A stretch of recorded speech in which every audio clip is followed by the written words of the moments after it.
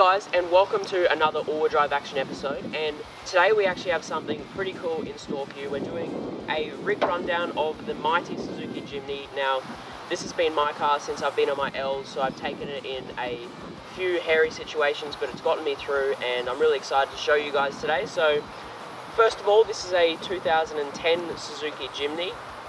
It's got a fair bit of upgrades, but the engine is stock. It does have a KN filter, but that's the only really thing in there that is modified.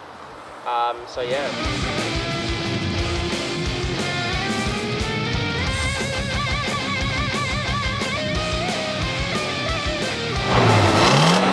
So we'll start from the bottom of the car and work our way up. So starting at the tyres, now these are Conforcer tyres. They are the 235/75 R15, so essentially that is a 15-inch rim, and the tyre is just a little bit thicker than normal cars that have a 16 or 17-inch rim. So these are mud terrains. They're quite aggressive. They are on the cheaper end, which is good in my situation, but you can get more expensive ones, but these seem to work perfectly fine for me off-road. And I've just paired them up with some nice steely rims, so if I do get them dinted, I can just dint them back and they'll be perfect for the next time. Next on from the tyres, we have the suspension lift. Now, what I've fitted in my Jimny is a 2-inch Tough Dog suspension lift, and that includes the springs as well as the shocks. So it really fits well in my car, and I'm really happy with how it's going. So moving up on from the suspension lift, we'll go onto the bar work. So I've kitted out my Jimny with an ARB bull bar. It is one of the larger bars that you can get for these Jimnys, but it's really helped me in situations where I've had really steep hills and going to it. It hits the bar instead of something that's more important. But on top of the bull bar, I've fitted two 6-inch spotlights from King's. They work really well for me.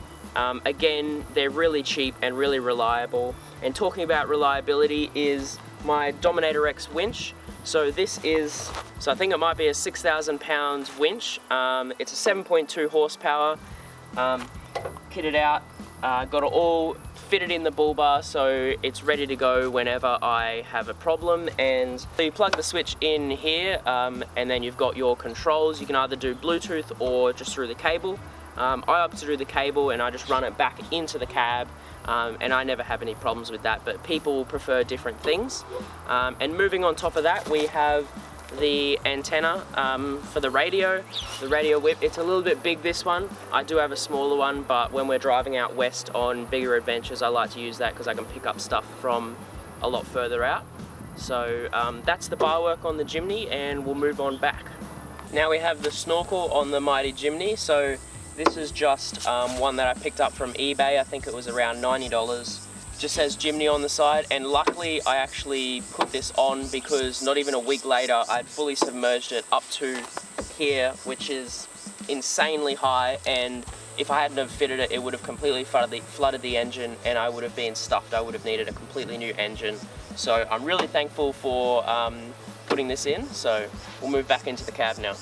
Welcome to inside the cab of the Suzuki Jimny. Now, although it doesn't look like much goes on in here, there are a few little upgrades that help me out on the tracks, and we'll go through them now. So one of the major upgrades which actually allows me to drive legally to the tracks is my heads-up display. Now this one again is from 4Drive Supercenter. It is a King's heads-up display, and that helps me because with my larger tyres, the speedo is out a little bit, so I rely on that to make sure that I'm doing the speed limit. So we'll move on down to the switches. Now this left switch is for some lights in the back of my car, so when I'm going out camping at night time, I can just switch them on and I'll be able to see everything in the back. The right switch here, that is for the spotlights, like we showed you before. Obviously night driving makes it 100 times easier, and it's really handy that they're right here, really accessible for me whenever I need them.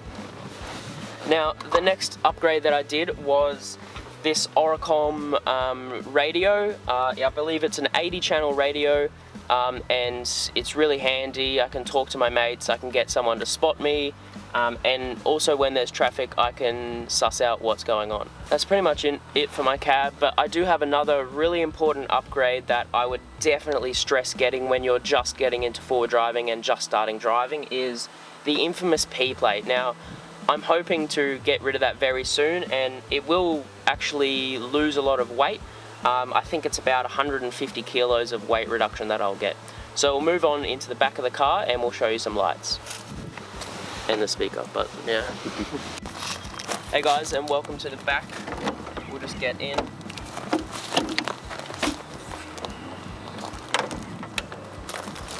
So we have a few interesting things happening in the back here. We have a comp speaker, nice subwoofer, gets the tunes pumping, and all the ladies running. Time to turn up the bass. Oh my god, is that someone coming?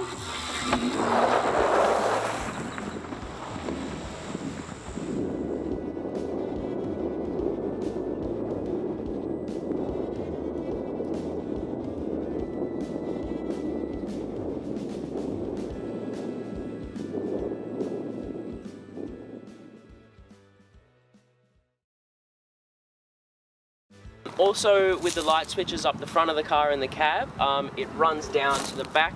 I have a nice set of strip lights, so again it lights up everything in the back when I go camping, and is very useful on night runs, especially when it's dark at night, because it's dark at night.